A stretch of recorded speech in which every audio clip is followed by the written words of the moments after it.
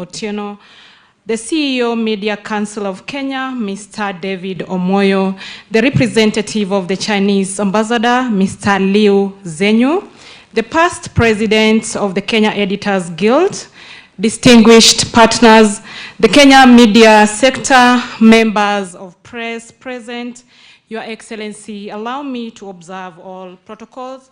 Ladies and gentlemen, Your Excellency, welcome to this 7th Annual Editors Guild Conference, deemed innovative storytelling for public good, building trust and driving change in the digital age. To unpack this and to start us off, Your Excellency, allow me to kindly invite Madam Rosalia Omungo, which will make her remarks, and of course, thereafter, hand over the program to the President of KEG. Let's appreciate her as she's making her way. Karibu, Madam.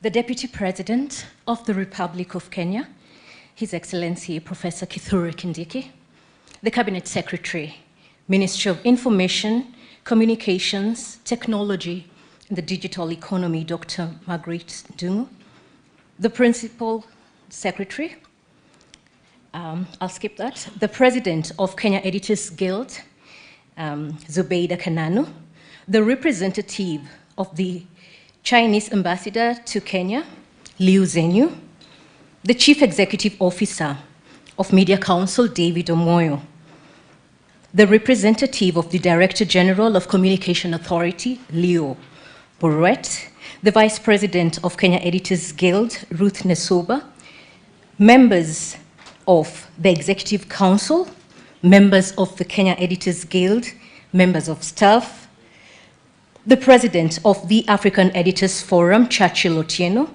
the Senior Project Manager, Friedrich Naumann Foundation, Judy Kaberia, the Deputy Governor, Nakuru County, the past presidents, the Secretary General of the Kenya Union of Journalists, Eric Odor, the chairpersons of the associations of the Kenya Media Sector Working Group, distinguished partners, members of the press, ladies and gentlemen, good afternoon. And welcome to the 7th Annual Editors Convention. I will give a short introduction about the work of Kenya Editors Guild and milestones achieved so far. Kenya Editors Guild is the foremost professional association for editors in Kenya and exists to promote professionalism and excellence in journalism. The membership currently stands at 300, who include senior editors in television, print, academia, radio, and digital media. Kenya Editors Guild executes its work through a secretariat headed by myself and 5 staff who do the day-to-day running to ensure that programs are delivered to members, to our beneficiaries, the journalists, and the general public. Our work cuts across key thematic areas, including membership development, which allows KEG to develop its members. The KEG Annual Convention is part of this membership development, which offers opportunity for networking, giving back, introspection, and interrogation of industry issues by editors. In contributing to the development of the industry, we undertake training of the next generation of editors through the mentorship and media clinics. This is done in collaboration with the journalism schools. As editors, we engage with community members through town hall meetings, an initiative aimed at taking the media to the people.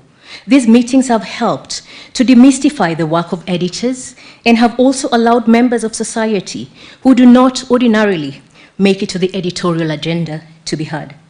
While our work as media association cuts across Kenya, we have established collaborations with other media associations in Kenya and in the region. Kenya Editors Guild is a co-convener of the Kenya Media Sector Working Group, a coalition of media actors bringing together journalists and other civil society organizations. The Kenya Media Sector Working Group convenes to deliberate on the operating environment of Kenya, of the media, guided by Articles 33 34, 35, 36, and 37 of the Constitution of Kenya, speaking to freedoms of expression, media, access to information, and assembly, respectively. Your Excellency, the Guild is also part of the Eastern Africa Editor Society. Through the policy, research, and advocacy component, we have courageously addressed issues where duty called, as we responded to emerging threats to journalism and the safety of our members in the line of duty. We have embraced the power of connection and are happy to welcome on board new collaborations and partners this year. Here now is a documentary of some of the issues that emerged in the year 2024 and how KEG continues to respond. Welcome to the Annual Editors Convention. I thank you.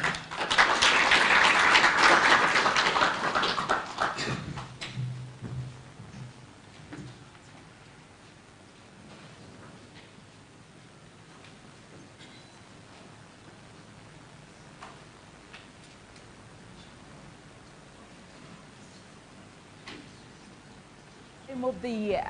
Welcome to our seventh.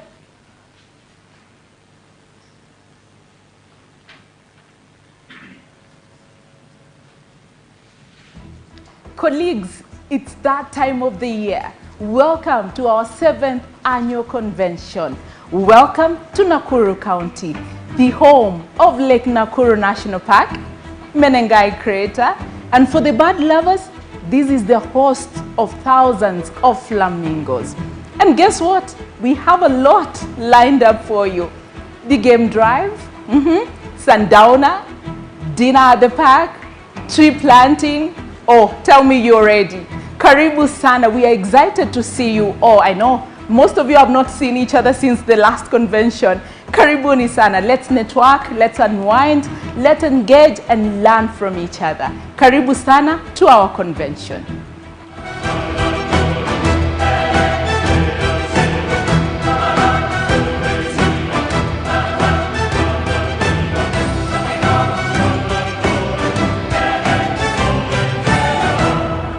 Media disruption is a situation where media has realized that they are not the only people in town. The biggest disruption right now is technology. So if you are not aligned with technology, then you are in for a greater shock. That is the natural order of things. You might call it evolution. It's now a common phrase, as you said, in media forums. You either adapt or die. Kenya's media is one of the most diverse in Africa and continues to undergo significant transformation. Since the liberalization of the country's politics and economy in the early 1990s, the media has played a crucial role in improving governance and shaping public opinion. However, the media, which is predominantly privately owned, is facing serious disruptions which threaten its long-term sustainability. Challenges include a tightening political environment, deepening economic hardships, and fast-changing technological advancements. The Kenya Editors Guild has been calling for timely support for the media to enable it cope with these challenges. We'll keep pushing for press freedom. You know, that's one of our key mandates as Kenya Editors Guild. And we call for the support from all our stakeholders to ensure that we, in this democratic country, you know, and space, that we are able to enjoy the rights guaranteed to us under the Constitution. For 2 months, beginning June 2024, the government faced unprecedented youth-led demonstrations. We had witnessed several cases of journalists being arrested.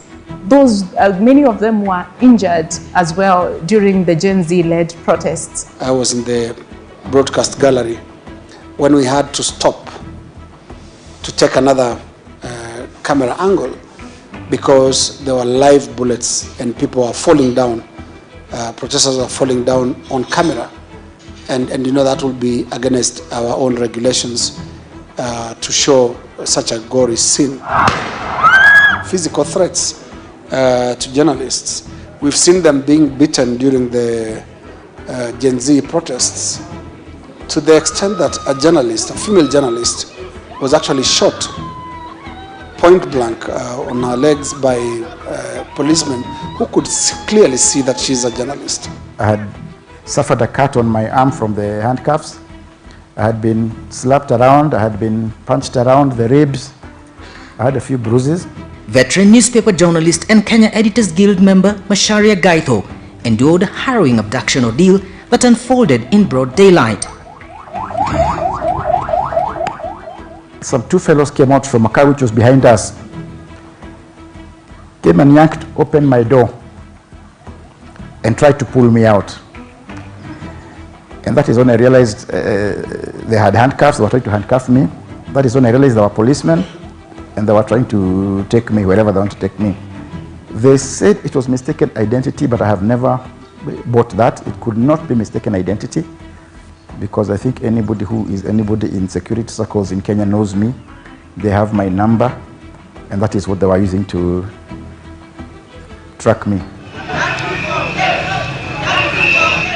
Media associations condemned these attacks and rallied their voices, calling on the government to respect and uphold press freedom.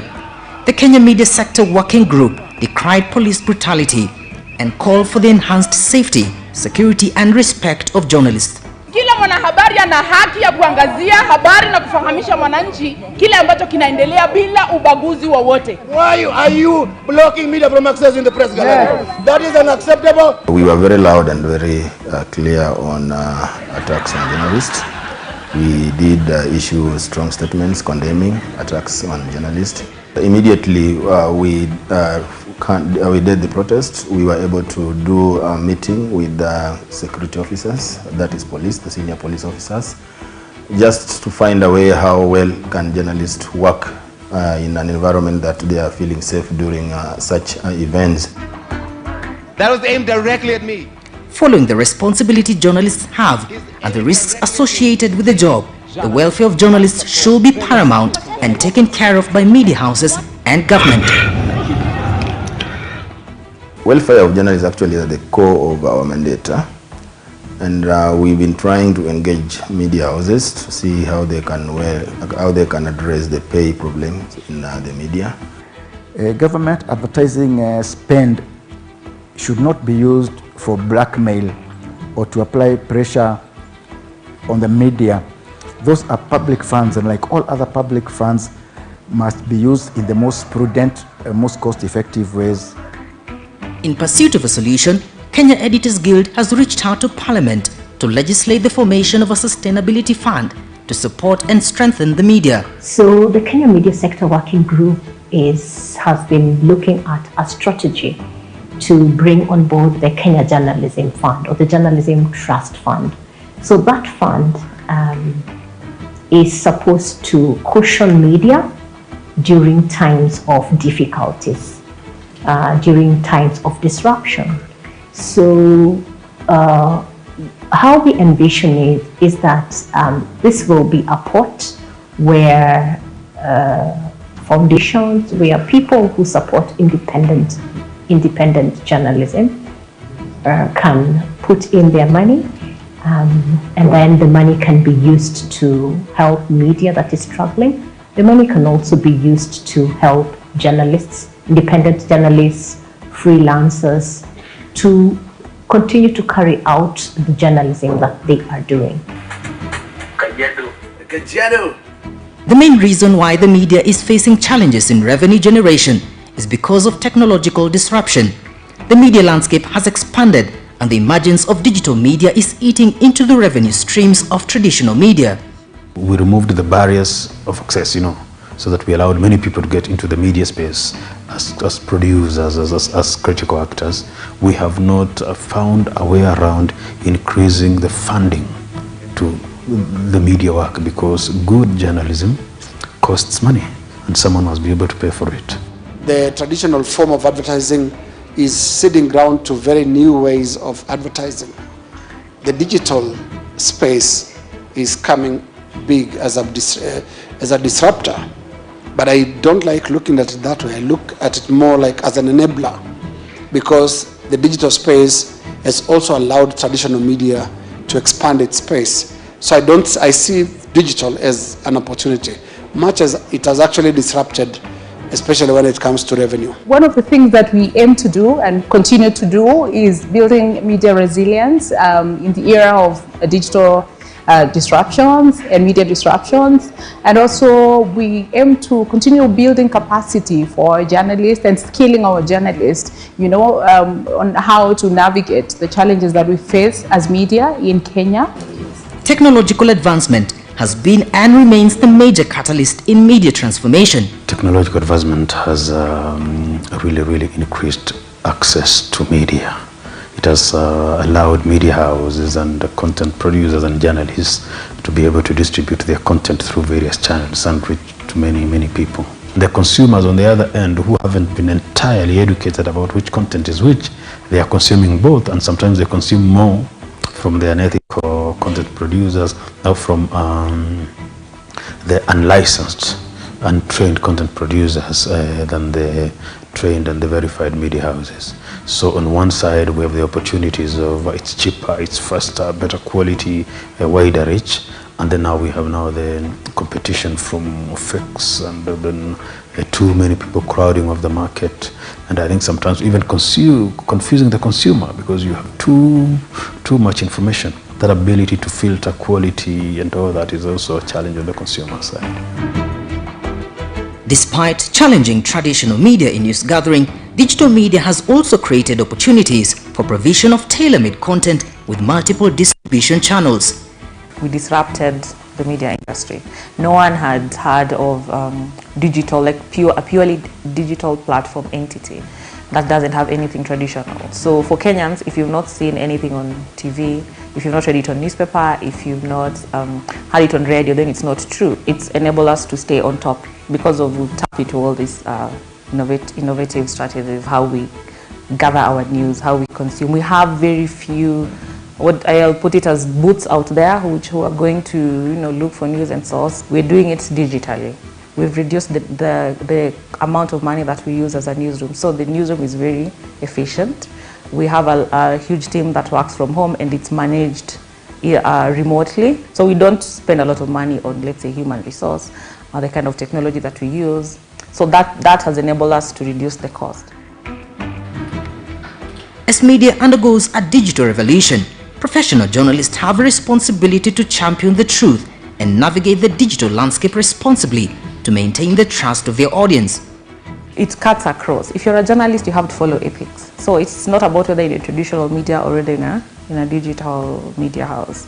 You have to follow journalistic rules, how you source for information, how you package this information, what information exactly is it you're sharing out there. The ethical principles of journalism and media work are the same.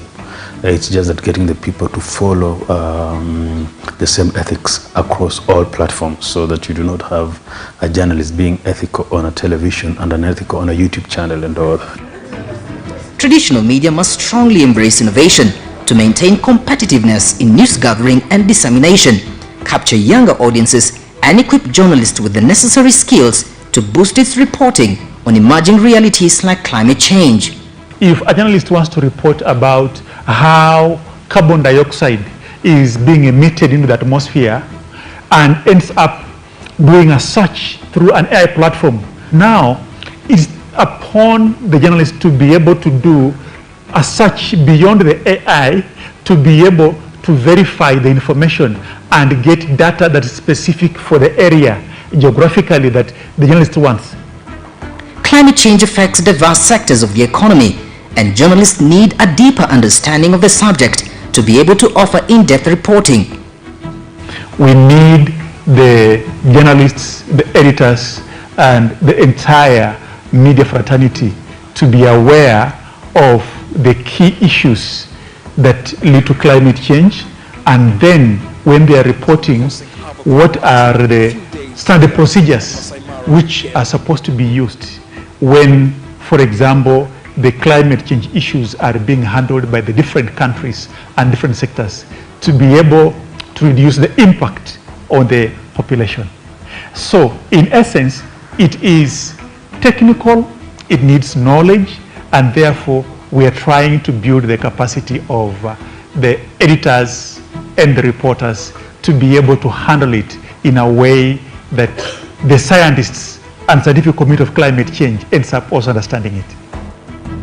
The Kenya Editors Guild has come up with a climate change manual, an idea conceived during the Africa Climate Week in Nairobi in 2023 to look into the science of climate change.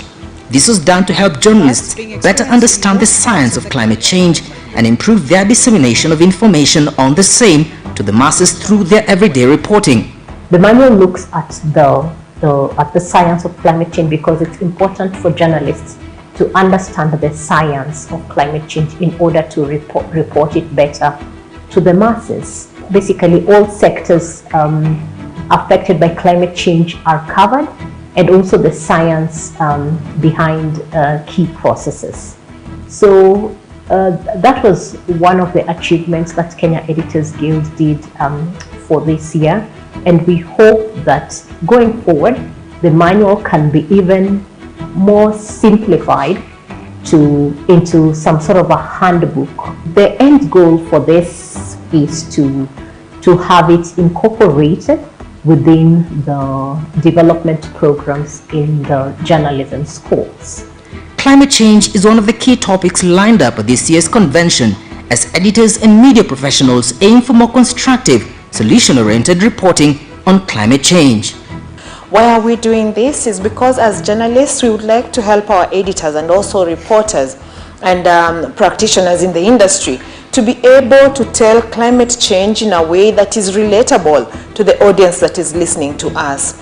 We will also have an opportunity to listen to the minister from Information and Communication Ministry as a host ministry for media or for the state. We'd like to hear about some of the concerns that we have raised, the current media laws or proposals that are there that may look at eating away some of the freedoms that we have as the industry. It's a cocktail of different things that we'll be doing, but mostly just unwinding and networking and engaging each other.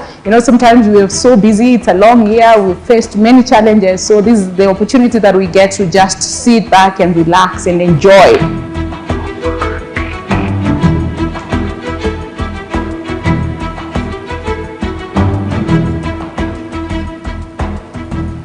Well, it's not all doom and gloom. We are not going to relent. Together, we shall conquer. I now declare our convention officially open.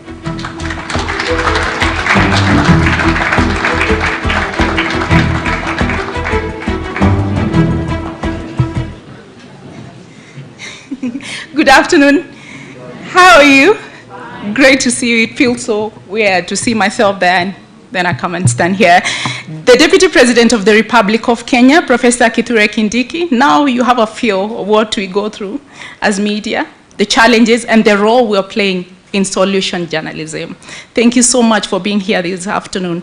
Thank you for your time. The Cabinet Secretary, Ministry of Information, Communications, Technology and the Digital Economy, Dr. Margaret Ndungu. Umeona hiyo maneno? The Principal Secretary, who was supposed to be here this afternoon, the Deputy Governor, Nakuru County, Honorable David Kones. Thank you so much for being here, DG, representing Susan Kihika, the Governor of Nakuru County, the representative of Zhong Jingpiang, High Commissioner of the People's Republic of China, Liu Zhenyu. Thank you so much for being here this afternoon.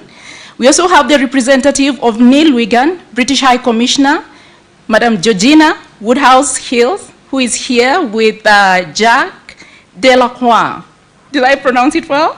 Thank you so much for being here this afternoon. The Chief Executive Officer of Media Council of Kenya, David Omoyo, the representative of, the Vice President, of Kenya Editors Guild, Ruth Nesoba, and members of the Executive Council of Kenya Editors Guild. Where are you? EC, please stand. Let's see you. Thank you so much for making this convention a success. Thank you so much. The President of Africa Editors Forum, Chati Lotieno. Oh yes, Oga.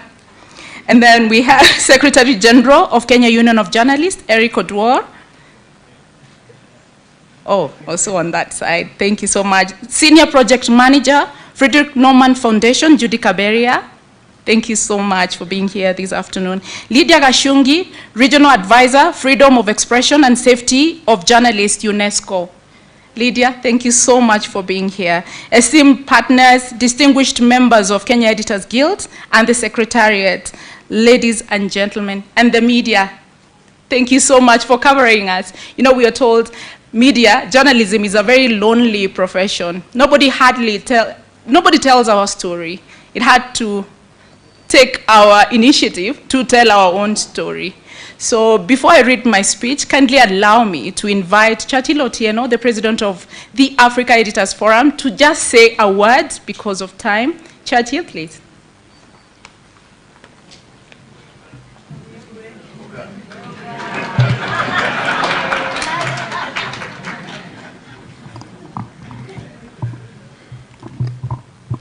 Thank you, Madam President.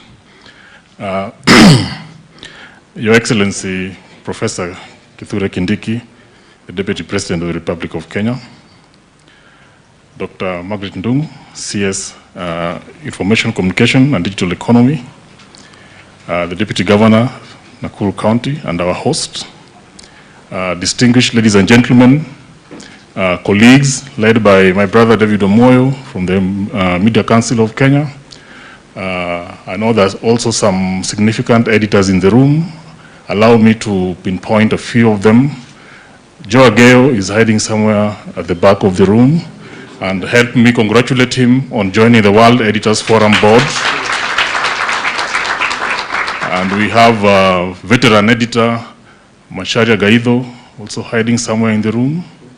A well-known noisemaker and disruptor. And we do also have a veteran editor in the name of Eric Obino, whom we lost to politics, but he's still one of us.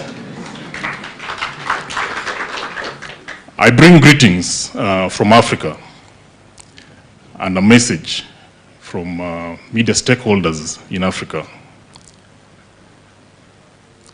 And the African media fraternity is looking up to Kenya as they chase just one vision, which is how might Africa tell its own story. A number of policy proposals are coming from the Africa Editors Forum, and I'd like to leave you with only 3 of them. The first one is the whole question of how might we pay for journalism. And one idea that has come up that I think we must give significant attention as Kenya is the idea of journalism funds as a way of replacing the revenues that we are losing to shrinking advertising. And the proposal is that there are a number of ways in which we can create a basket that ensures that our society benefits from critical public interest journalism. And one of them is in making sure that a portion of monies that we recover from corruption is invested in investigative journalism. Just 2 months ago, the Ethics and Anti-Corruption Commission did hand over to President Ruto a check of 5.5 billion Kenya shillings recovered from graft. If a portion of that money was invested in our journalism, a few more of our newsrooms would be able to deliver more accurately for our people.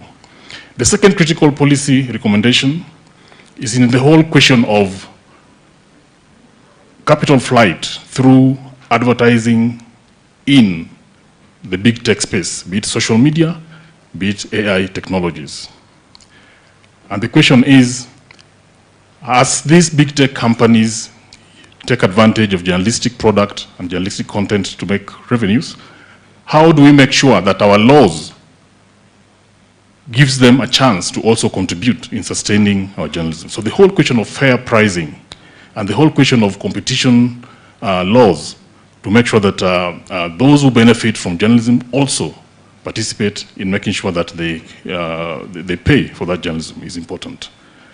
The last one is on the question of safety, a big issue in Africa. As we speak, There are journalists in jail in many African countries. The journalists who paid the ultimate price in many African countries. Kenya is being looked at as an example where such things don't happen. And we hope that in partnership with the government, we can get commitments to make sure this happens. I thank you, and I celebrate the Kenya Editors Guild on the 7th convention. Thank you very much, Churchill. And maybe something he forgot to mention is that in 2026, we are hoping to bid for Kenya to host the 6th Africa Media Convention. And guess what? The Deputy President and the CS have committed to support us in making that possible. Asante sana, we deeply appreciate. Now allow me to invite the CEO of our regulator, MCK. Please say a word, just a word, please. Thank you.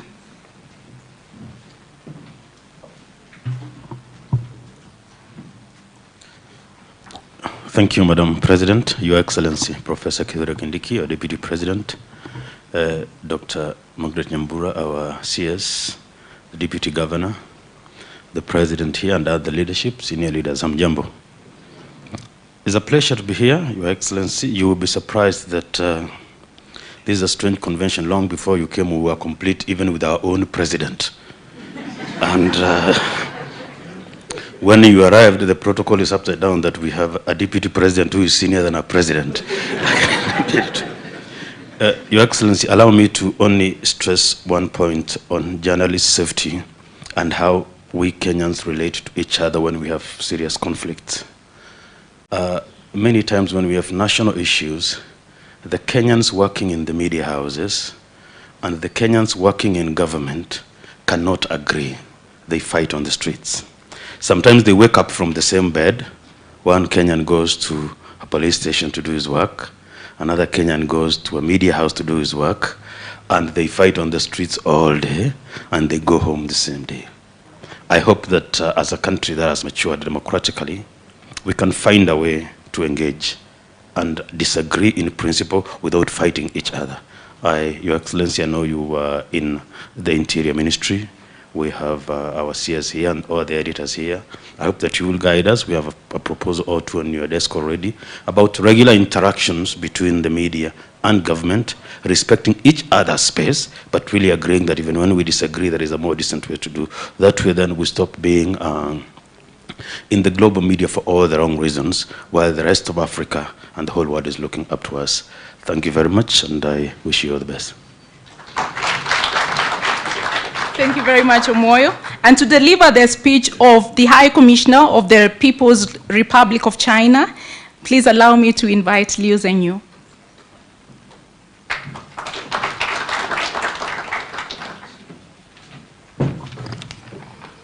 Your Excellency, Professor Kindiki, the Deputy President of the Republic of Kenya, Honorable CS of ICT and Digital Economy, Dr. Margaret Ndungu, President of the Kenya Editors Guild, Ms. Zubeda Kananu, Mr. David Omoyo, CEO of MCK, and also Mr. Churchill Otieno, the President of the African Editors Forum, members of the Kenya Editors Guild, distinguished guests, ladies and gentlemen, good afternoon.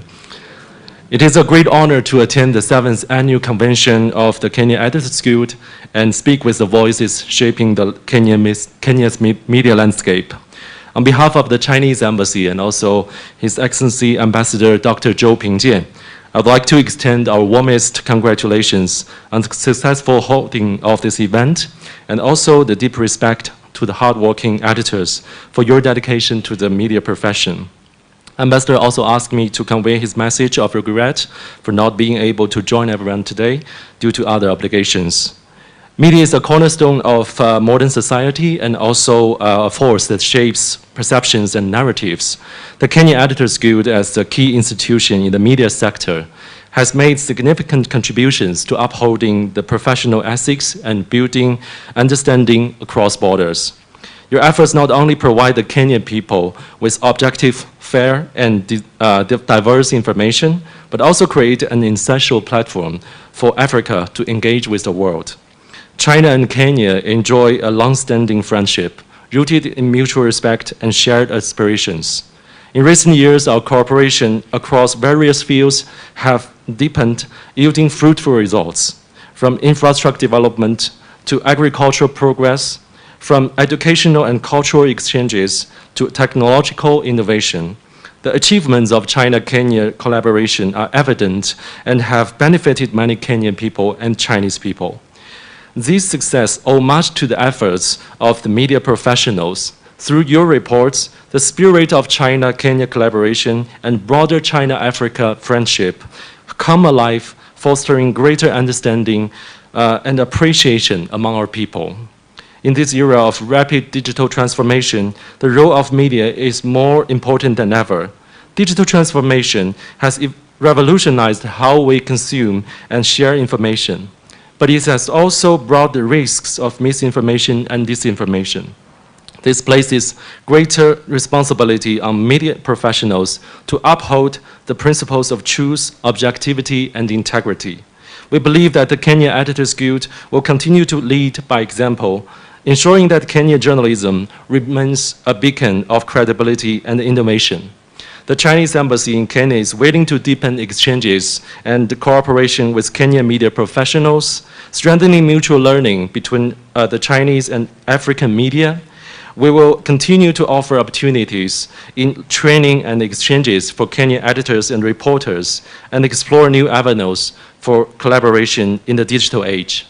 In closing, I sincerely wish the Kenya Editors Guild's continued growth and success as a pillar of Kenya and Africa's media industry. I also hope that all media professionals present here will use your wisdom and talents to bring more insightful and impactful reporting on China and China-Kenya relations in the future. Let's continue to strengthen the bridge of understanding, tell stories of hope and achievement, and inspire future generations with the possibilities of what we can achieve together. I wish you all good health and great success in your work. Asanteni sana. Thank you very much. And now, Honorable Deputy President of the Republic of Kenya, Madam CS, DG, ladies and gentlemen, it is my distinct honor to welcome you to the 7th Annual Editors Convention, a gathering that brings together the top leadership in the media industry to reflect, strategize, and recommit to the noble mission of journalism. Today, we are privileged to have Honorable Deputy President of the Republic of Kenya with us. Your presence, sir, underscores the shared role of the government and the media in meeting the goals of societal development, safeguarding of democracy, and serving the public good. As we convene here, the state of media in Kenya reflects a complex mix of progress, challenges, and opportunities. The Kenyan media continues to stand firm as a pillar of democracy, celebrated for its resilience and vibrancy. Our journalists uncover stories that matter, giving a voice to the voiceless and holding power to account. Innovations in digital platforms have expanded our reach, enabling us to connect with diverse audiences locally and globally. This adaptability reaffirms our place as a dynamic force in the modern information landscape. Yet, we cannot ignore the storm clouds that are hovering over our industry today. Journalists in Kenya have constantly faced serious threats, both online and offline. The year 2024 saw increased harassment, trolling, and cyberbullying targeting media professionals, with female journalists bearing the biggest brunt of this abuse. The Gen Z protest earlier this year served as a stark reminder of the risks journalists take to serve the public. Many of our colleagues were shot, injured, harassed, and humiliated by the police.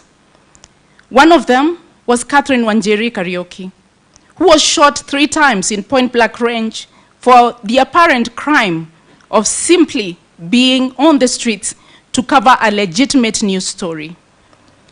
Equipment such as cameras and other work tools were also destroyed, as depicted in the documentary you just watched. The documentary served as a powerful reminder of the untold story of suffering endured by journalists, the unsung heroes of democracy. Ironically, the government, which is duty-bound to protect its people, has remained eerily silent. This silence, sir, is deafening. We extend our deepest appreciation to our media partners, CGTN, for collaborating with us in the production of this documentary, as well as their support in training and internship programs. We also thank the Chinese Embassy for facilitating exchange programs and networks that have equipped us with valuable knowledge on emerging technologies. Thank you very much. Ladies and gentlemen, economically, our industry continues to grapple with serious financial challenges occasioned by shrinking advertising revenues, evolving consumption habits, unpaid government bills, and restrictive policies on government advertising. These challenges have led to layoffs, loss of talent, and wage delays. Media houses are struggling to stay afloat, leaving those who remain overburdened and underpaid. The irony is that a government emphasizing on job creation has played a role in hundreds of journalists losing their jobs. Pay delays and lack of insurance have left many journalists vulnerable, with some experiencing mental health challenges and even contemplating extreme measures, including attempted suicides. Tragically, stress and depression have claimed the lives of several journalists. At this juncture, please, allow me to invite us all to stand for a moment of silence in honor of colleagues we've lost this year. And you can see they're here. I'll mention them by name. Paul Muhoho, our oldest court reporter who passed on last night here in Nakuru County. Peter Okongo, a veteran journalist and a member of Kenya Editors Guild, who is being laid to rest today, alongside other esteemed members of our community, Mutegi Njau, Washington Akumu, Rita Tinina, Njambi Koikai, Dickens Owesonga, Masi Mawia, Michael Oyer, Fatma Rajab, Shadrach Miti, and Sam Makenda.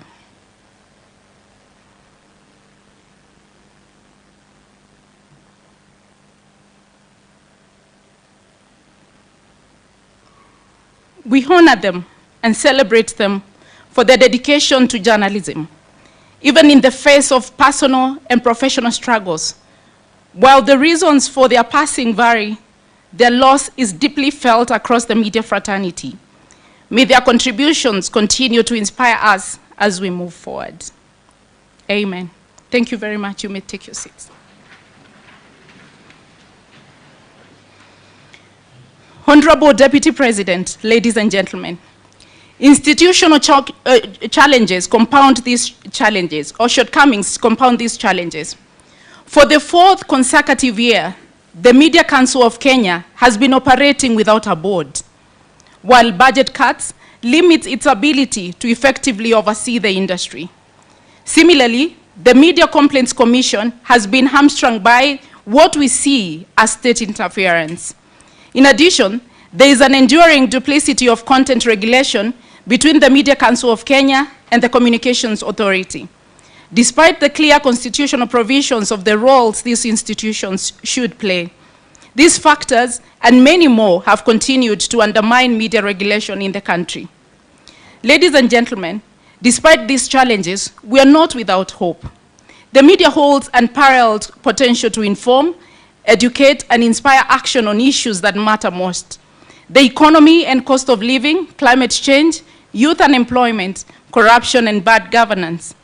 By embracing technology, investing in fact-checking capabilities, and strengthening capacity-building initiatives, we can restore media credibility and trust and elevate our profession to even greater heights.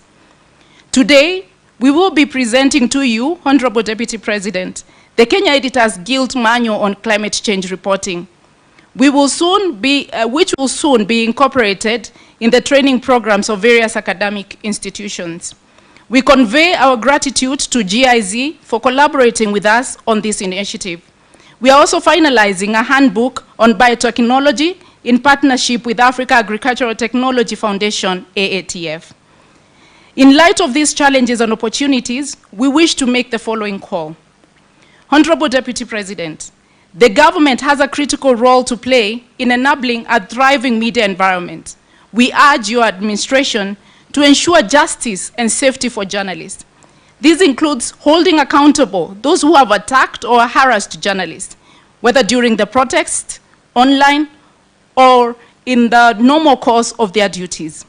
In this regard, we urge the government to recommit itself to the protection of media workers as they perform their constitutionally mandated duties.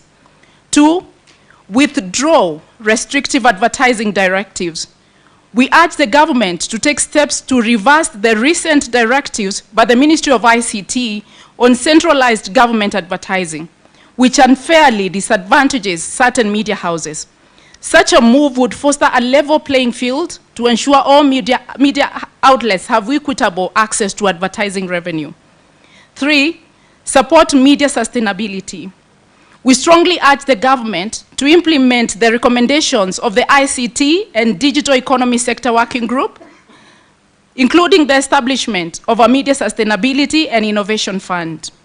4, establish a National Media Center.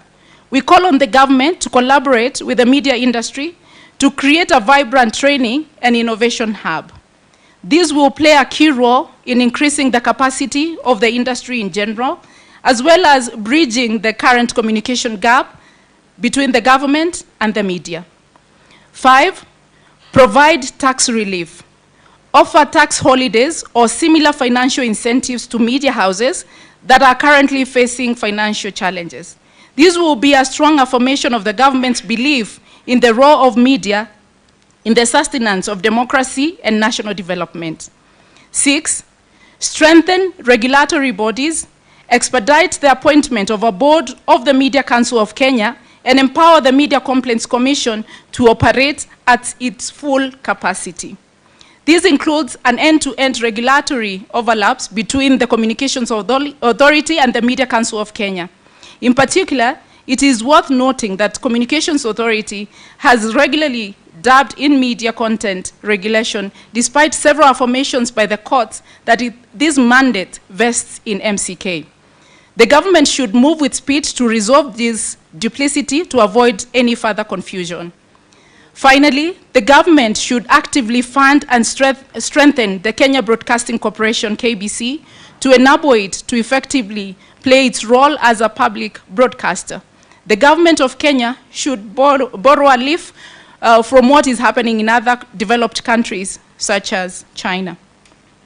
As media practitioners, we must also move with speed to address our internal challenges. We must invest in training programs that bridge the gap between academic competence and professional practice, particularly in the context of emerging technologies. 2, strengthen in-house leadership to foster innovation, build trust with audiences, and drive the industry forward. Uphold ethical standards and professionalism to maintain credibility, and stand firm against the external pressures that compromise media freedom, ensuring we serve society without fear or favor. In conclusion, ladies and gentlemen, the theme of this year's convention reminds us of the immense power of storytelling to drive societal transformation. By embracing innovation and upholding the highest standards of professionalism, we as the media can rebuild public trust and reaffirm our role as the watchdog of democracy. The time for action is now. Let us have open, honest, and forward-thinking conversations about the future of our profession. I extend my deepest gratitude to all our partners and supporters, as well as the KEG Council, Secretariat, the Planning Committee, and everyone who took part in organizing this event, and for our distinguished guests for gracing it. Let us remain steadfast in our commitment to truth, courage, and integrity. The Kenyan media story is far from over, and together we can ensure it remains a story of resilience, innovation, and impact for many generations to come.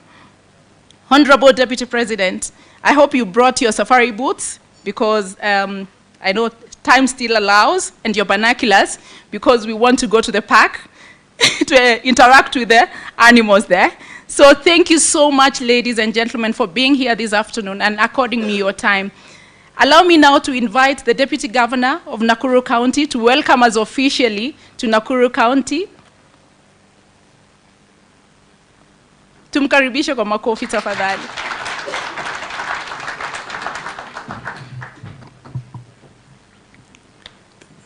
Thank you very much. Your Excellency, the Deputy President of the Republic of Kenya, Professor Kindiki, our CS, Dr. Margaret Nyambura, ladies and gentlemen, allow me to write on the protocols already established. Good afternoon. Good afternoon once more. Yeah, mine is only to welcome you on behalf of Our Excellency, the Governor Nakuru County, to our county of unlimited opportunities. I want to welcome you, Your Excellency. The Governor is not around, and she asked me to come here so that I can welcome you and everybody who is inside this room today. I want you to feel more welcome, and again, before you leave Nakuru County, please, you make sure that you visit various places like Lake Nakuru. If you go there, you will feel like staying there for the whole week. Also make a visit in Menengai Crater, one of our historical area where you also feel, you look at the area, it is so fantastic. See the geothermal production there. And also Naivasha, Lake Naivasha, the landscape, the scenery. Please go outside the town and also spend some few shillings here and there in the hotels and also buy some few things. Now, so allow me, Your Excellency, to read the speech of Our Excellency Governor Nakuru County because she was supposed to be here to address you. So it is my great pleasure to join you, the Kenya Editors Guild, today as you congregate here in Nakuru City to deliberate on issues not only affecting your profession but the cumulative impact of your work on the country and its people. I take the earliest opportunity to acknowledge the decision by the Kenya Editors Guild to choose Nakuru City as the venue for your conference. Special thanks to all stakeholders who made it possible for this annual coming together of men and women of the pen. Even though advancements in technology are slowly taking away the inherent semantics behind that praise, I welcome you all to Nakuru City. You all sample its hospitality and the attractions in our city and the county of unlimited opportunities.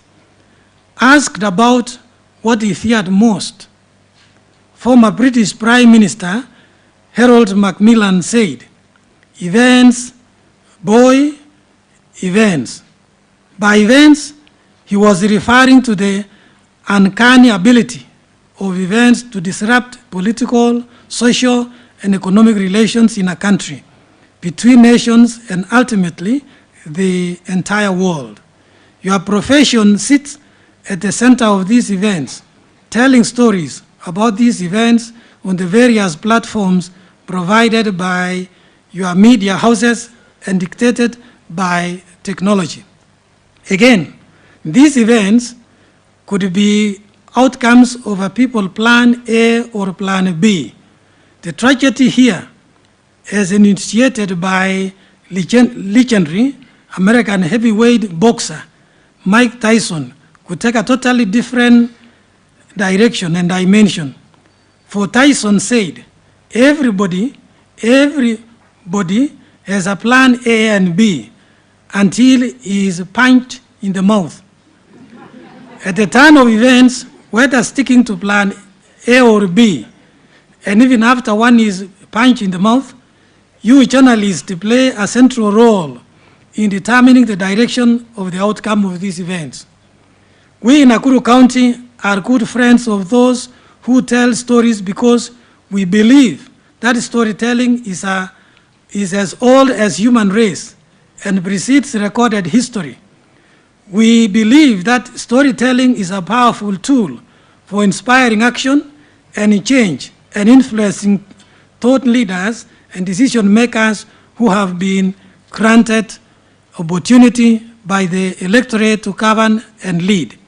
We have our doors open because we believe that by telling stories of what we are doing, the services we are providing and the projects we are implementing, the people of Nakuru will know and join us in taking this county down the path of progress consequently. We respect and support your rights as the media, the space that you hold in society, and your contribution to the betterment of our county and country at large.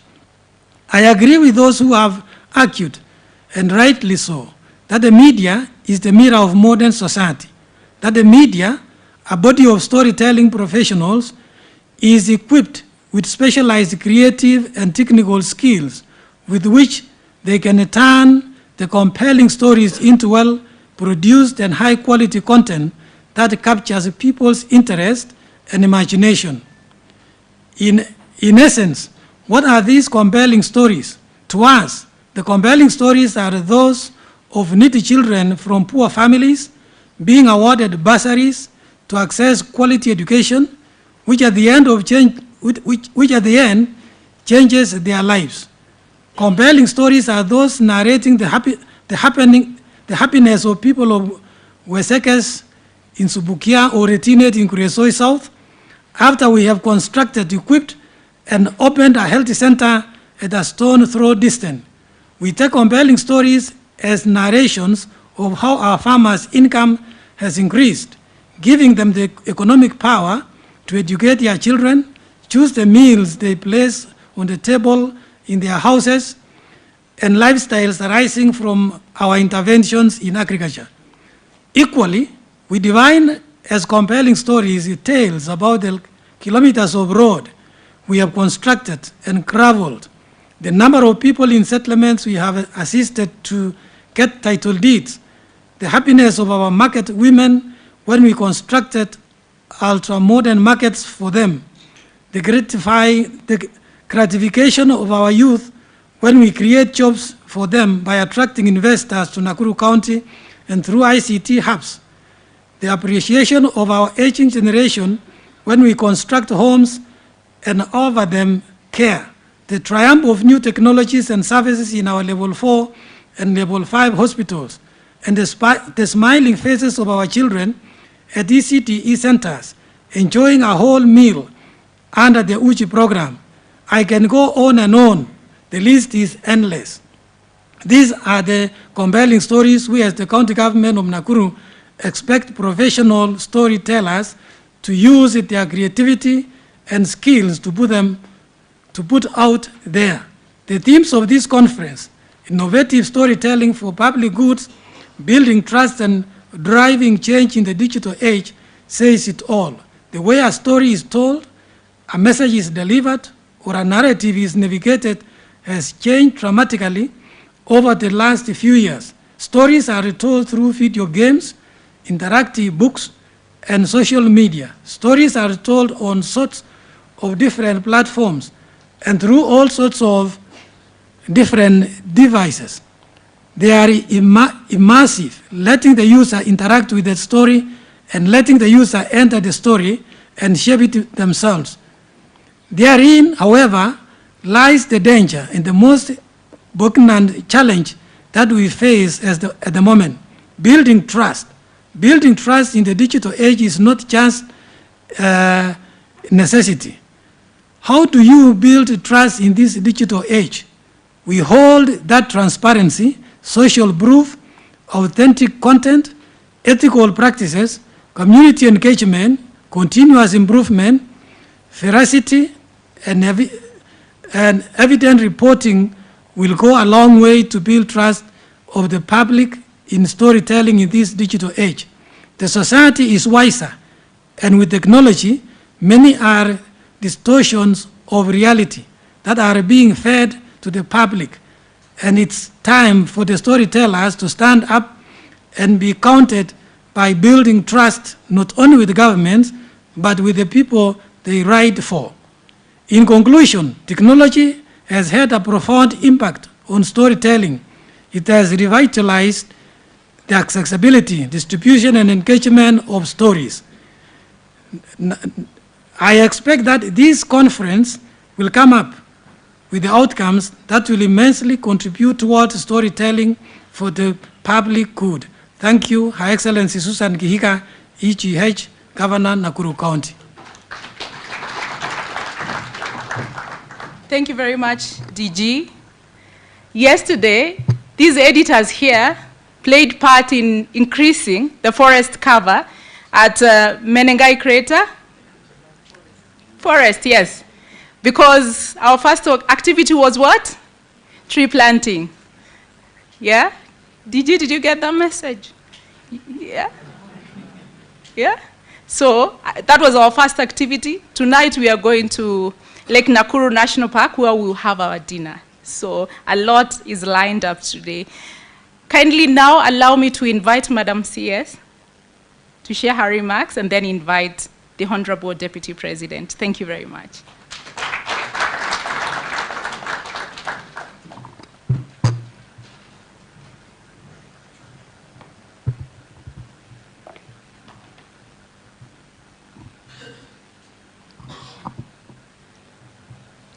The Deputy President of the Republic of Kenya, His Excellency Professor Kithure Kindiki, the Governor, Nakuru County, represented by the Deputy Governor, the Chief Executive Officer, Media Council of Kenya, the President of the African Editors Forum, the President of Kenya Editors Guild, the Chief Executive Officer, Kenya Editors Guild, the representative of the Government of China and UK, the Executive Committee, other invited guests, editors, journalists, distinguished delegates. Good afternoon.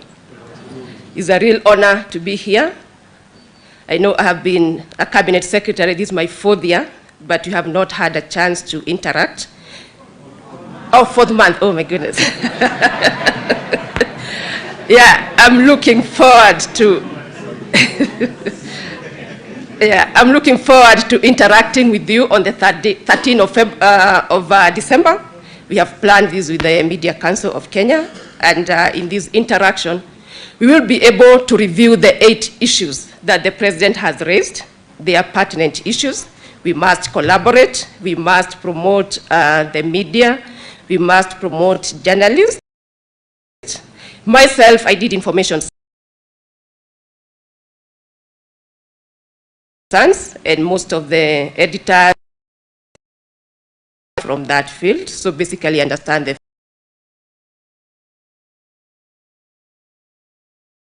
field very well, and I really look forward to collaborating with you. In the interest of time,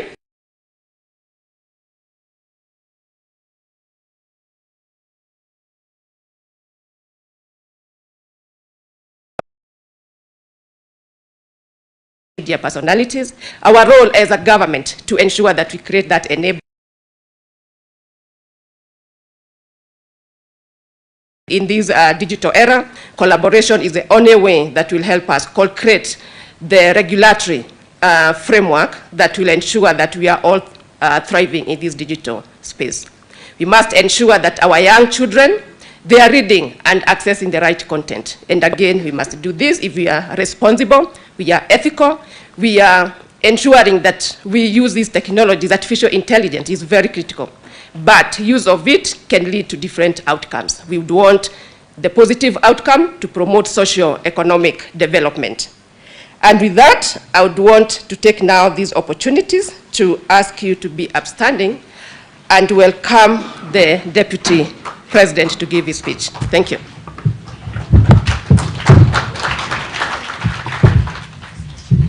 Thank you, Waziri. I request that we sit down, please.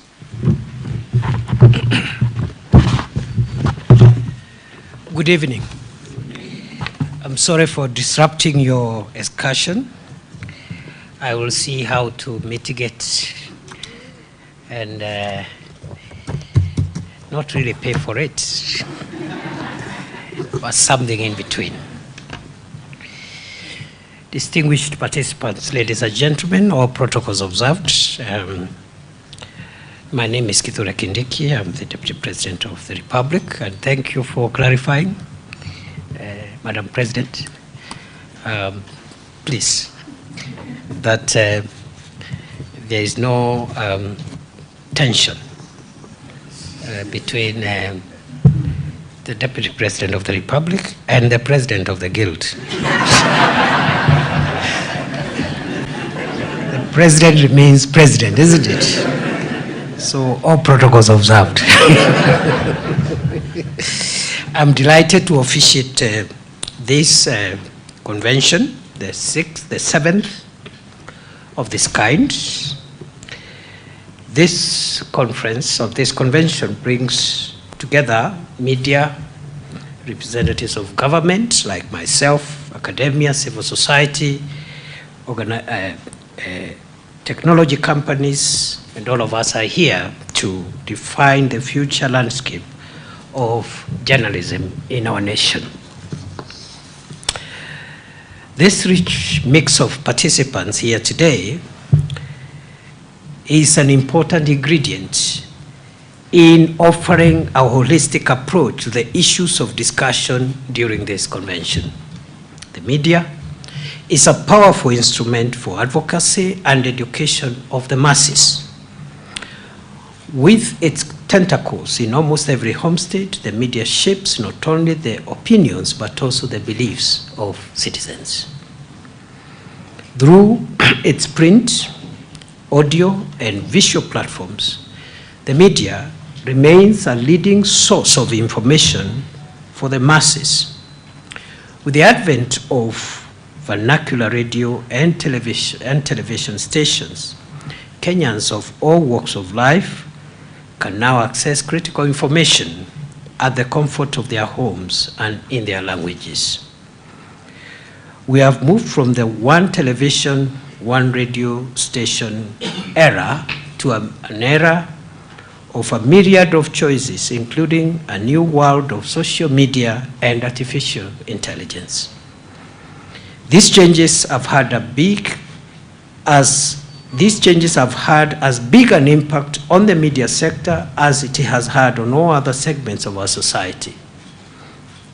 Today, media houses are struggling to compete with non-traditional peers where integrity and standards cannot be assured.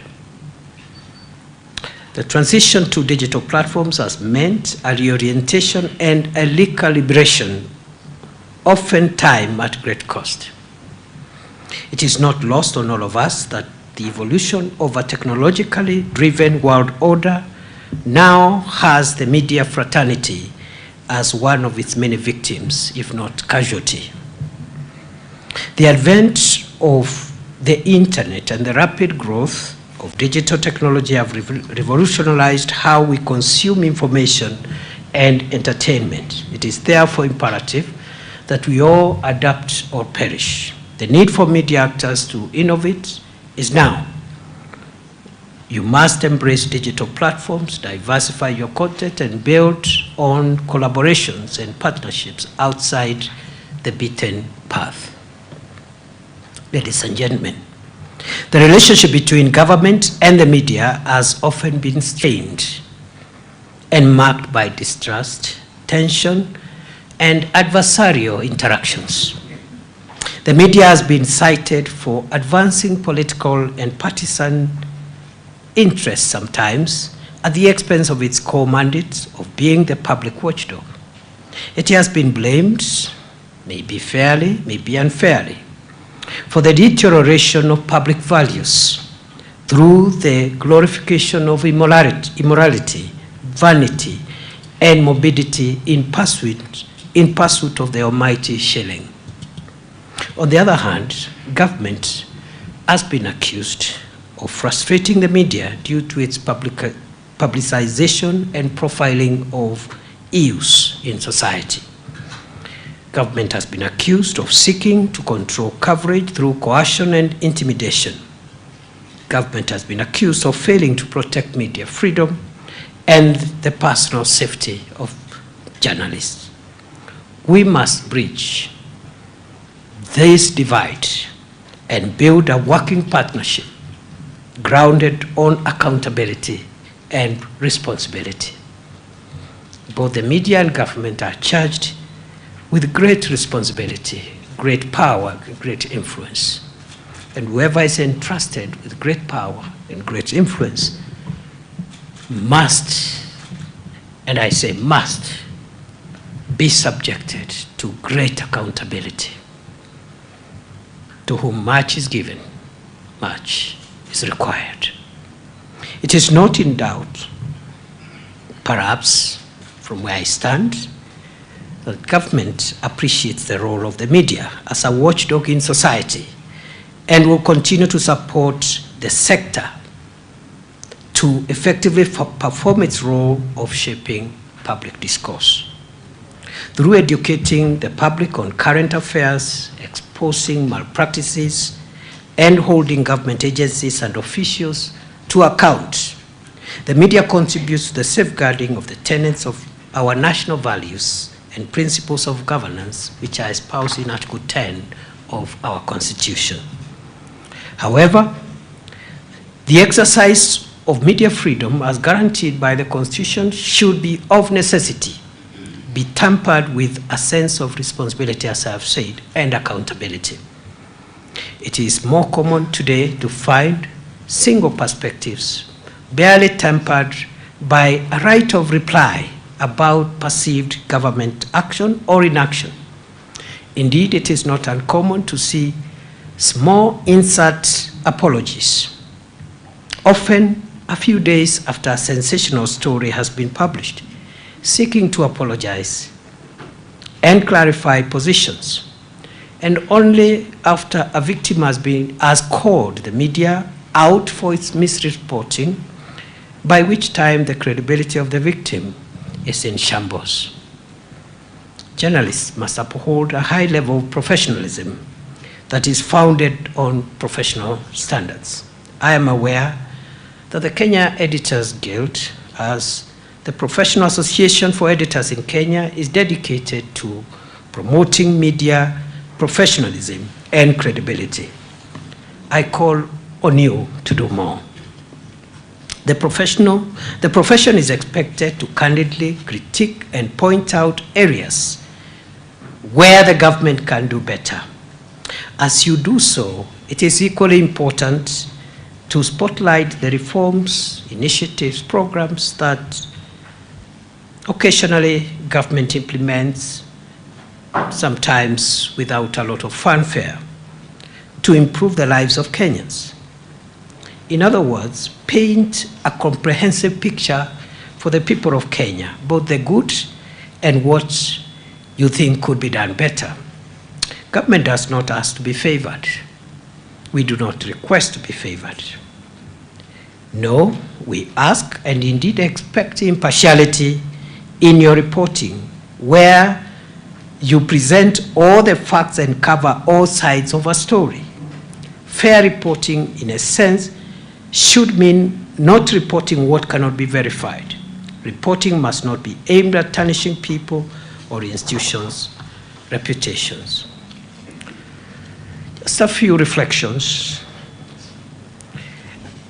We have been asking ourselves, for example, those of us who are privileged to serve in government at this time, could, for example, the new healthcare system, the Taifa Care, could it provide a silver lining, if not for any other reason, in its ability to perform data analytics for the first time, so that we can identify and plan for the most common diseases affecting Kenyans today?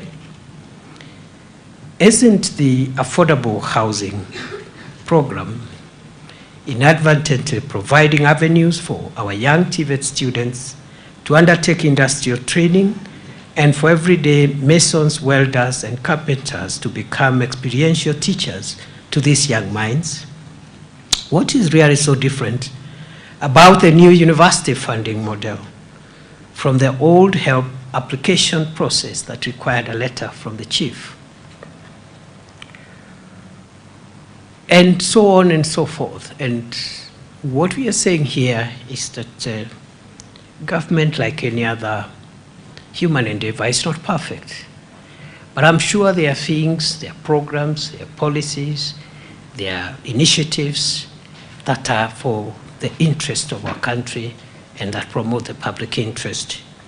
And I think it is only fair, even as corrective reporting is done on the imperfections of some of the programs, it is only fair that those highlights of what is working also find their space in your reporting. I saw yesterday, I think, His Excellency the President launched the, well, it's not really launching, but just give the status of where we are on enhancing transparency in the e-citizen endeavor. And he did report how government revenue that hitherto used to be pilfered, used to be mismanaged, as exponentially increased because of the transparency measures that have been put in place through the digitization of government services. Tremendous leaps and tremendous savings have been done. Money which ordinarily would be stolen, pilfered, and misappropriated by people who are using manual methods of collection. In the fight against corruption, which I think remains one of the most consequential fights that this country must sustain to be able to survive in the long run, for the country to survive in the long run. I would have thought that, for example, the measures taken by the government to increase transparency and track the money that the government collects from the people of Kenya is a bold step towards enhancing transparency and improving the fight against corruption. Because that way, the next thing now to be asked, or we should be asking, is how that money is being used for the benefit of the people of Kenya. Therefore, I call upon media to ensure factual reporting built on credibility and concrete conceptualization of issues. We should be devoid of biases and interests that often trigger sensational communication. It is time we upscale to fact-based, accountable, and honest reporting. I urge the fraternity to upscale its efforts in the prevention and fight against corruption, as you've said yourselves, not only within government, but also within private sector and all sectors, including your own sector. Because corruption is a national cancer.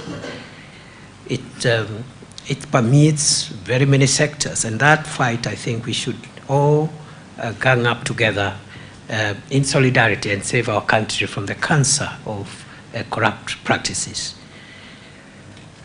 And therefore, we need to stand in different places to see the issues properly. And I therefore urge you to embrace a multifaceted lens in reporting so that you are the victim, the perpetrator, you are the arbitrator, and you are the spectator before you make a conclusion. So that you know, as media actors, you frame the public mind properly. I invite the Editors Guild to remain available and to receive support of any kind from government in the things that we do, the regulatory framework, in the things we do, in the policy framework. Because as I've said, like any human endeavor, government as a human enterprise and as a human endeavor is not perfect because it keeps on improving and learning all the time. So I want to encourage you to avail yourselves for consultations, collaboration, and constructive criticisms And I like what the speakers who spoke here earlier on, the president, the CEO, and of the Media Council, and the president of the forum. There are so many presidents around. So, of the African Forum, Oga, we hope we can collaborate and see how we learn from each other, improve on what is available, and make sure that we build our country. I like what has been said about one, we don't need to agree. It's not even in the interest of the country that all of us agree. We need alternative voices. We need a plurality of opinion and voices. What we must guard against is disagreeing in a manner that jeopardizes our broad national interest. We should not, for example, disagree violently and use violence on each other. Therefore, Madam President, I know you, it's fine, you don't have to stand. I know it is, I know that clip you showed here was deliberately prepared.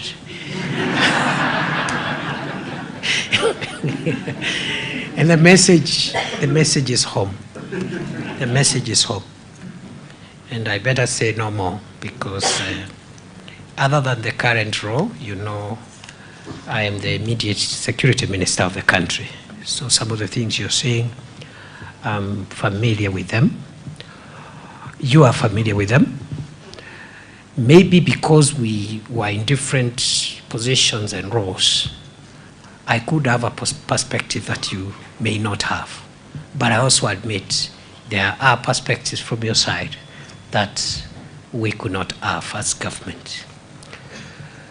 So the thin balance, therefore, of how we articulate our differences of opinion and different positions in the transaction of our national life, whether politics, business, professions, we must make sure that in those transactions we don't hurt our national interests, especially the existential, foundational circumstances that assure the long-term sustainability of our country. Now, you know, the balances between freedom of expression, assembly, picketing, media freedom, access to information, on the one hand, heavy protections, quite elaborate protections in our Bill of Rights.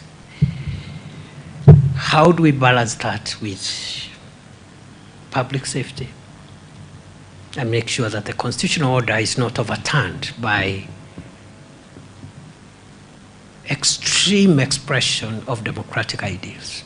And those balances are in the Constitution. We don't have to go very far. We'll find them there. And only hold each other to account when either of us is on the fringes of those balances. That is my plea. You know, our friends in the US had a democratic stress test like the one we had in June in this country. I would not call them protests, I would call them a democratic stress test. Because the tensions between the liberties of the citizen, which are immutable and entrenched, and the survival of our constitutional institutions, that delicate balance is something we will have to navigate going forward. I don't want to raise issues which are not for this forum. But I've been wondering, as a citizen of Kenya and as a leader and a member of this administration, we are guaranteed our freedoms in very absolute ways, sure.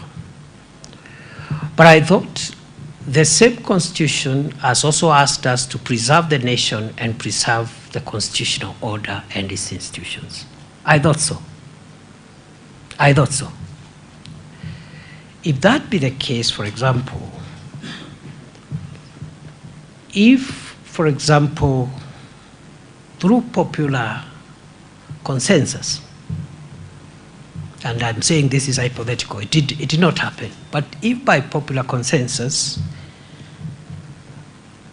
we generate adequate public consensus to do away with some of the institutions of governance completely, and we can go all the way into doing a referendum to validate it, because that is the absolute way of democratic expression. We decide, the people of Kenya are sovereign, it is true. They exercise their sovereignty either directly or indirectly, directly through the organs that are established in the constitution like parliament, legislature, executive, but directly through elections and referenda. If we all decide, for example, through a popular consensus that we build public consensus that we don't need some of the institutions that are established as the constitution. It is popular, it is in the public interest, but I don't know whether it is in the national interest, for example, hypothetically, to abolish the judiciary. Because you can do that in a referendum. You can do that in the referendum. The people have decided we just need 2 arms of government, for example. We don't need an arm of government that deals with disputes between citizens and among each other, or between citizens and those who are responsible for running government institutions. So it's food for thought, and I know, I believe, and I really hope I'll be invited again, because these are things I would want us to spend a bit of time informally discussing. Informally. It costs nothing to exchange views. And you don't have to take my views. I also don't have to take all your views. Yeah? But because this is a formal process, I will leave it there and say the following things that are relevant as I close to this forum and the issues that have been raised, including the clip that was showed carefully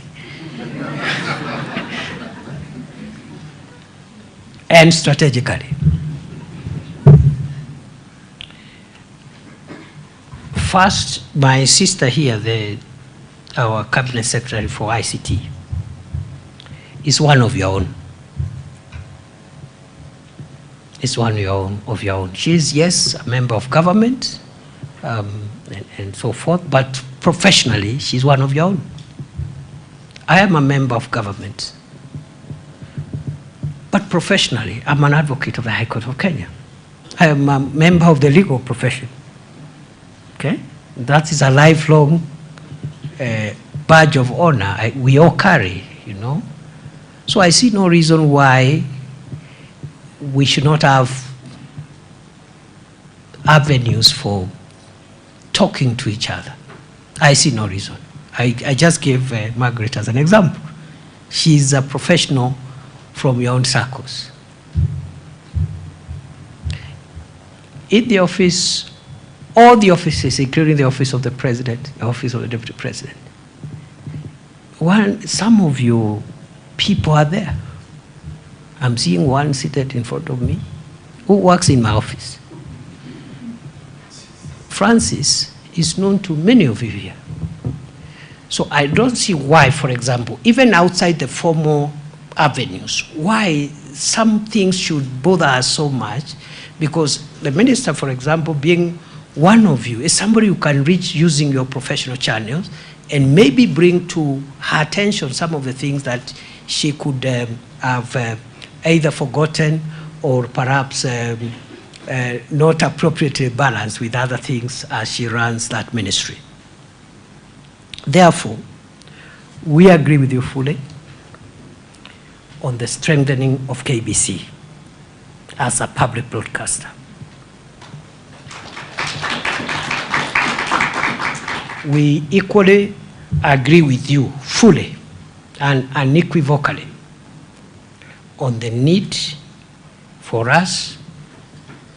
as a country governed by the rule of law and a constitutional order, we should respect court orders and what the courts have said about the relationship between the Media Council of Kenya and the Communications Authority. There should be no doubt or debate because we are a country run by the rule of law. There could be interpretational issues and so forth, but that is a discussion we can have. But I think there is nothing to negotiate around that space. On the safety of journalists, we agree. For the reasons which I have said in my formal remarks, we agree that the safety of journalists is critical. We believe in the freedom of the media. We endeavor to protect it. Our constitution has guaranteed these freedoms. And you expect it in a society, occasionally there will be infractions. The problem is when we do not address those infractions as we are required. And therefore, I want to commit for the journalist who was hurt here in this city, that is quite unfortunate. And normally when an event like that happens, there are two ways of dealing with it. One is through the internal police,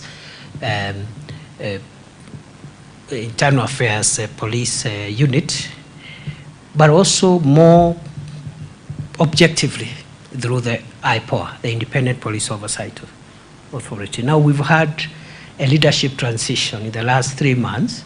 We have a new IPOA coming on board, I think any time from now. They'll be sworn in. Parliament has approved the names. So, and the other one had, I think, given an exit report. So these things happened at a time when there was a leadership transition. So I will be following up on where we are, and I want to undertake, Madam President and the rest of the colleagues here, that we are going to follow up to ensure justice is done and establish who did this and bring that person to account. Because as I said, the balances are clear. The Constitution allows the use of firearms by persons allowed by law to protect 99% of law-abiding citizens against potentially 1% who want to hurt the rest.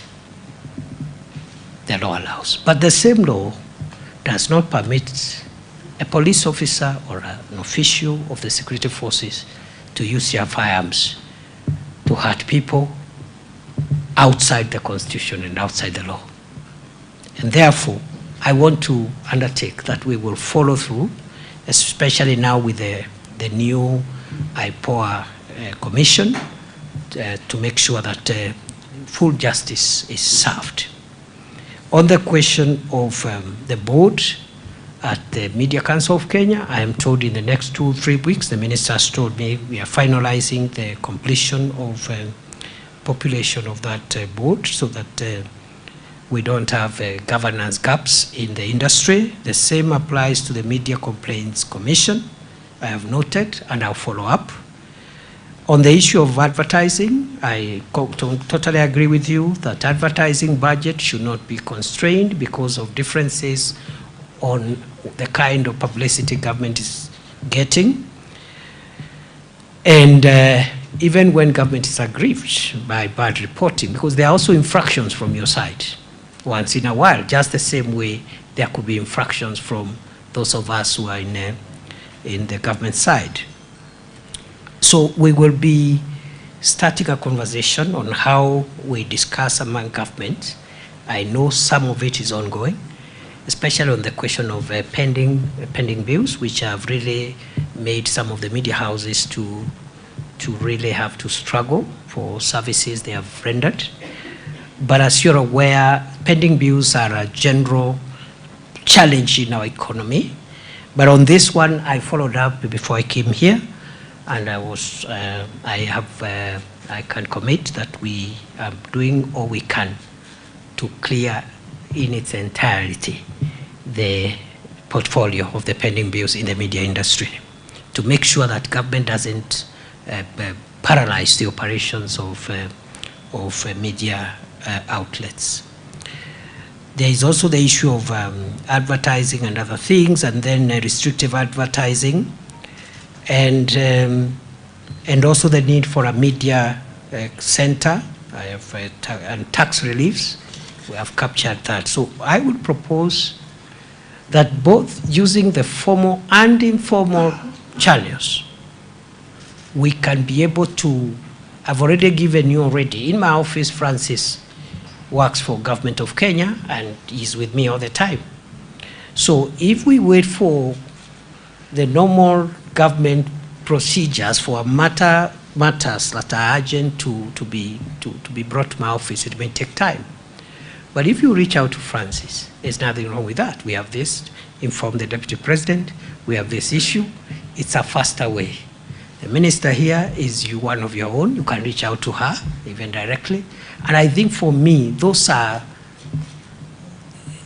the best way to handle some of these things. And it doesn't compromise anything. We still are who we are, and we respect each other's space.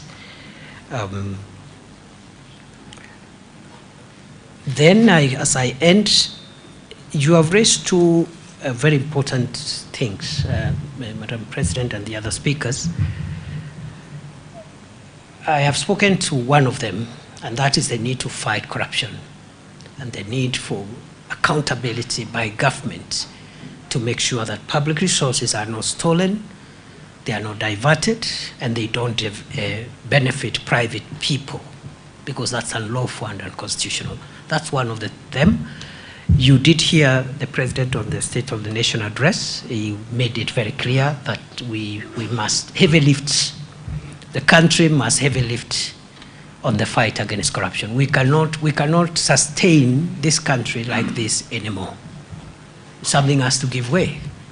The same way we've made difficult economic decisions in the economy, and that's why there has been a bit of unease, because some of these decisions have their side effects, especially at the initial stages. We must also heavy lift on the fight against corruption, using the hard ways, like the ones I said, jailing people and so forth. But also I also mentioned about soft ways. How, for example, using technology, we have reduced the number of characters who are diverting public funds. And if we put that project into 100%, collect traffic fines and everything digitally, we will have saved a lot. And then, of course, we start now asking, how are we spending this money? And that's a conversation we must engage in. But the second and last grave matter that you've raised, and we concur entirely, is the issue of what climate change portends for Kenya. I am glad you took initiative to develop a manual and build capacity for journalists and editors to be able to transact with this very complex and quite frightening phenomena that is changing the DNA of the world. His Excellency the President has provided political and diplomatic leadership on climate change diplomacy globally, leading to the hosting of the African Climate Summit in Nairobi. And thank you very much for the support you gave. The highlight, the profiling of that summit was phenomenal, and we owe it to you, because you are the owners of the instruments of visibility. Climate change and corruption today are national security threats. I have just left the Interior Ministry. The traditional threats of terrorism, organized crime like banditry and so forth, and trafficking in persons will continue to be there in the foreseeable future. But additionally, in our national security priority list, corruption because of the effect it has on economies and sustainability of the nation, and climate change are part of the national security matrix. And when I mean national security, I mean existential and survival aspects of our country. The DNA of the world, including Kenya, is changing because of very, very, very hostile and brutal effects of climate change. Severe droughts, severe floods, a displacement of populations and communities, resource conflicts, everything in between, even diseases. And therefore, good people, you are leading the way in integrating your profession to the science of climate change, and that is very commendable. And this country applauds you for what you've done. And really, if anybody had a doubt that the Kenyan media is a trailblazer and a thought leader for the region, and I dare say, we also compare very well even in the world. The kind of things Kenyan media does are not in so many democracies, as much as we have problems. In fact, the reason why the challenges we have get highlighted and we get angry when infractions are committed is because our country allows the visibility of those infractions, and we have a very good media, a very good constitution, and I think we should all struggle to fit into the very, very, very good example that you provided so that other sectors can follow suit. Those are my remarks for today. I wish you all the best. I hope you said you're giving me the book or something. That would be good. And thank you for inviting me for the park thing, the park and dinner something. The game drive, I really wish. I'm actually tempted to take the offer. So I wanted to ask,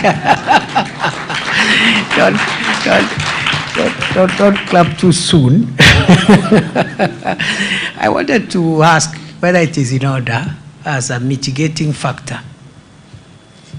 Now that I'm not able to take the offer, whether a dinner tonight at the park can be on me. So, Madam Bray, as many of that opinion say aye, the ayes have it. So there are no contrary views. I really wish you all the best. It's a beautiful county. DG, tell the governor we are happy that they are hosting us. You're hosting us here. We wish you well. Our guests and friends of Kenya, the Chinese government representative, the British government representative, the partners who have supported our media to grow in leaps and bounds, asanteni sana. Na mimi tunaomba tujaribu tu kuelewana kama Wakenya, mahali matatizo yako, tuyatatue. Ofisi ya Rais, ofisi zote za serikali ziko wazi na you're free to contact us, even directly on what you think we need to do. So we need to look, Margaret, you need to agree with this team. You need to agree with these colleagues on what they want. I heard them say there are things that they have challenges with in our proposals. Don't allow those proposals to go very far without having a sit down and canvassing some of these issues. We might as well find out that the issues are valid, and I suspect they are, and we should not be able to push through something that will hurt our colleagues in the media industry. So take it up, but I'm also taking up the other issues on the pending bills, on the board, and we'll work with you to make sure that when these friends invite us next year, they will not put us on the spot.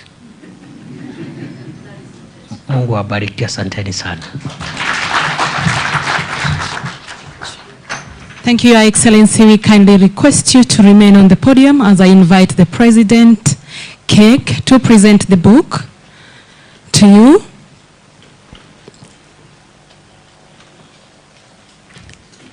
The President, the book is being handed over to you, then you present it to the Deputy President of the Republic of Kenya. Let's appreciate her as she is handing over the book.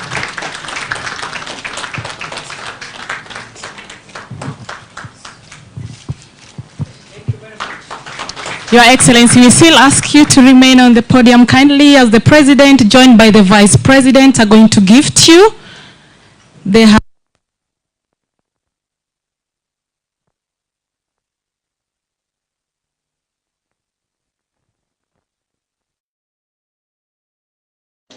Let's appreciate His Excellency the Deputy President and the team of NEC for presenting this gift to the Deputy President. With all humility, once again, the Deputy President, we humbly request you that you remain on the podium as we invite the team of executive commissions, executive members to join, executive committee. We have the partners also to join for a photo session, just a group photo. Kindly let's move to the podium. Partners as well. We have the representative of China and UK. Kindly also join so that we have one group photo for this ceremony, a memory that will go down the line for the 7th Cake Convention held here in